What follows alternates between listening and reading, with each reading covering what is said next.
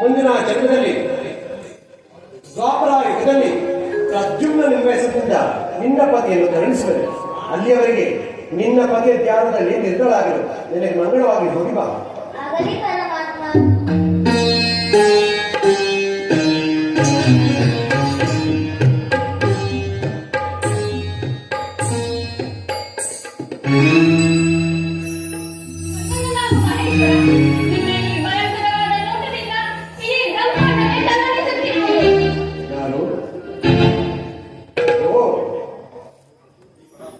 ಈ ಪರಾಶಕ್ತಿಗೆ ಈ ಆಶ್ರಮದಲ್ಲಿ ಸ್ಥಳವಿಲ್ಲ.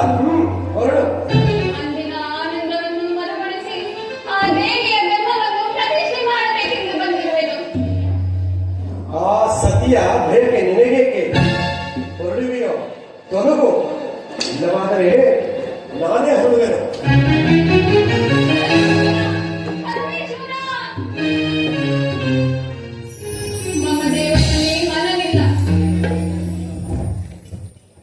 ದಕ್ಷ ಯಜ್ಞದಲ್ಲಿ ಲೀನವಾದ ಮಹಾಶಕ್ತಿ ಎಂದು ನನ್ನನ್ನು ಭಾವಿಸಿದನೆ. ಅದಕ್ಕಾಗಿ ಈ ಆಶ್ರಮವನ್ನೇ ಬಿಟ್ಟು ಹೋದನೆ.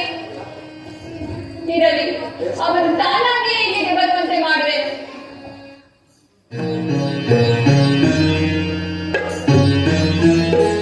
ಪರಮಾತ್ಮ, ನಿನ್ನ ಆಶ್ರಮವನ್ನು ನನಗೇಕೆ ಬಿಟ್ಟು ಹೋದೆ? ಆನಂದ ಮೂರ್ತಿಯಾದ ನೀನು ನನ್ನ ಮನೋಭಿಲಾಷೆಯನ್ನು ಕಾಪಾಡಬೇಕೆಂದು ಬಯಸುವೆನು.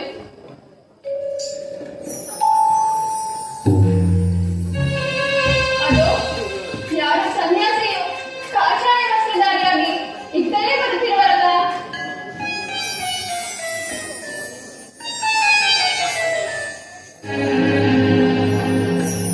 ಪೂಜೆಗೆ ನಮಸ್ಕರಿಸುವೆನು.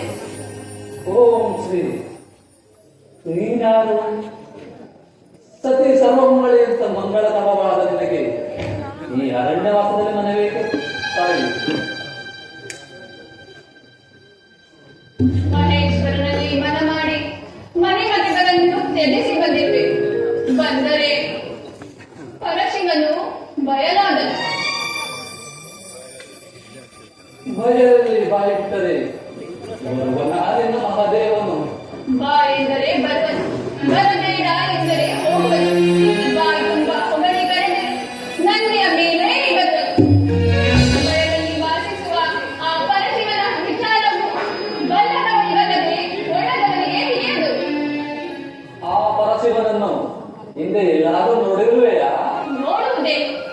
ನಾಗಭೂಷಣನು, ಗಜಚರ್ಮಾಂಬರನು, ನಂದಿ ವಾಹನನು, ರುದ್ರಾಕ್ಷಿಮಾಲಧಾರನು, ತ್ರಿಶೂಲಧಾರಿಯು, ವಿಭೂತಿ ಬಂದರನು, ನೀಲಕಂಠನು ಆದ ಆ ನಿರಾಮಯ ಮೂರ್ತಿಯೇ ಆ ಪರಶಿವನು. ಅವನೇ ನನ್ನ ಪತಿ. ಛೇ, ನಿನಗೆ ವಿವೇಕವಿಲ್ಲ ರಾಣಿ. ರೂಪವಿಲ್ಲದೆ ರೂಪವ್ಯಕ್ತಿ ರೂಪಕಾರವಾದ ಮಹಾದೇವನ್ನು ಭರಿಸುವ ನೀನೋರ್ವ ಹುಚ್ಚಿ. ಸದಾಶಿವನಂತೆ ವೇಷವನ್ನು ಧರಿಸಿ ಸದಾಶಿವನ ನೆಲೆಯನ್ನು ಬಲ್ಲದ ಸನ್ಯಾಸಿಯು ನೀನೋರ್ವ ಹುಚ್ಚ. ನಿನಗೆ ವಿವೇಕವಿಲ್ಲ ರಾಣಿ. ಬಂಡೆಗಳ ಹಿಂಭಾಗವೇ ಮನೆ, ಸಣ್ಣ ಸಣ್ಣ ಕಾಯಿಗಳೇ ಸುವರ್ಣಮಾಲೆ, ಕೊಳಕು ನಾರುವ ಚರ್ಮವೇ ಪರಮೇಶ್ವರನ ಉಡುಗೆ, ಸುವಾಸನೆಯ ದ್ರವ್ಯವೇ ಅವನ ಮೈಗೆಲ್ಲ ಬಳಿದುಕೊಳ್ಳುವ ಬೋಧಿ, ನಡೆಯಲಾರದ ಆ ಬಡಜೋಗಿಯು ಕೈಯಲ್ಲಿ ಒಂದು ಕಬ್ಬಿಣದ ಸಲಾಕೆಯನ್ನು ಹಿಡಿದು ಹೆಂಡತಿಗೆ ಹೆದರಿಕೊಂಡು ತಲೆಯ ಮೇಲೆ ಒತ್ತುಕೊಂಡು ಎಲ್ಲೆಲ್ಲೂ ಅಲೆದಾಡುವ ಆ ಪರಶಿವನು ನಿನಗೆ ಗೊತ್ತಿದೆ. ಧಿಕ್ಕಾರ ಸನ್ಯಾಸಿ! ಯಾವ ಶಿವ ಎಂಬ ಎರಡು ಅಕ್ಷರಗಳು ಮರಣ ಕಾಲದಲ್ಲಿ ಯಮಗಾಮಿಯನ್ನು ತಪ್ಪಿಸುತ್ತವೆ. ಅಂತಹ ಶಿವನಿಂದೆಯನ್ನು ಮಾಡುವ ಸನ್ಯಾಸಿಗೆ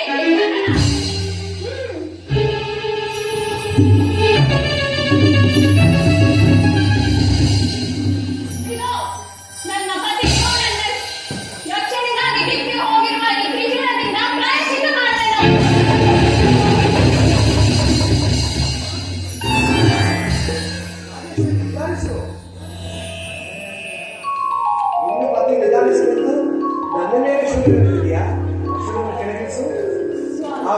ಪಕ್ಷದಲ್ಲಿ ಬಂದಿದ್ದು ನಾನೇ.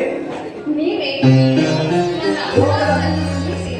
ಲೋಕದ ಮಾನವೀಯರೆಲ್ಲ ನಿನ್ನಂತಾದ್ರೆ ಪುರುಷರ ಪಾಡೇನು? ಇಲ್ಲಿ ಆಶ್ರಮದಲ್ಲಿ ಇಟ್ಕೊಂಡು ಮಂಗಳ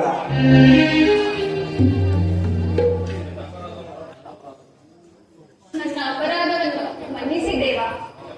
ನಿನ್ನ ಭಕ್ತಿಗೆ ಮೆಚ್ಚುವೆನು ಮಂಗಳ. ಇದು ನನ್ನ ಕೈ ಹಿಡಿದು ಈ ಲೋಕದ ಮಾನವರಿಗೆ ಮೇಲ್ಪಂಕ್ತಿಯಾಗು. ಆಜ್ಞೆ ದೇವ. ನನ್ನದೊಂದು ಕೋರಿಕೆಯನ್ನು ಈಡೇರಿಸುವಿರಾ? ಏನು ಮಂಗಳ? ಪರಮ ಮಂಗಳ ಮೂರ್ತಿಯಾದ ನೀವು ಲೋಕದ ಮಾನವರಂತೆ ಮದುವನಿಗನಾಗಿ ಆ ನನ್ನ ತಂದೆಯಾದ ಪರ್ವತರಾಜನ ಮನೆಯಲ್ಲಿ ನನ್ನನ್ನು ವಿವಾಹವಾಗಬೇಕು. ಇದರಿಂದ ಗಿರಿಜಾ ಕಲ್ಯಾಣವೆಂಬ ಹೆಸರು ಲೋಕದಲ್ಲಿ ಅಚಂದ್ರಾರ್ಥವಾಗಿ ಬೆಳಗಬೇಕೆಂಬುದೇ ನನ್ನ ಮನೋಭಿಲಾಷೆ. ಮಂಗಳ, ನಿಮ್ಮ ತಂದೆಯಾದ ಗಿರಿರಾಜನ ಮಗಳಾದ್ದರಿಂದಲೇ ನಿನಗೆ ಗಿರಿಜೆ ಹೆಸರು ಬಂದಿರುವುದು. ಆ ಪರ್ವತರಾಜನ ಮಗಳಾದ್ದರಿಂದಲೇ ನಿನಗೆ ಪಾರ್ವತಿ ಹೆಸರು ಬಂದಿರುವುದು. ಅದಕ್ಕೆ ನಿನ್ನನ್ನು ನಾನು ನಿಮ್ಮ ತಂದೆ ಮೇನಕಾದೇವಿ ಗಿರಿರಾಜನ ಆಸೆಯಂತೆ ಗಿರಿಜಾ ಕಲ್ಯಾಣವಾಗಬೇಕು. ಎಲ್ಲಿ ನಡೆ ಕನಕಾದೇವಿ ಮಗಳ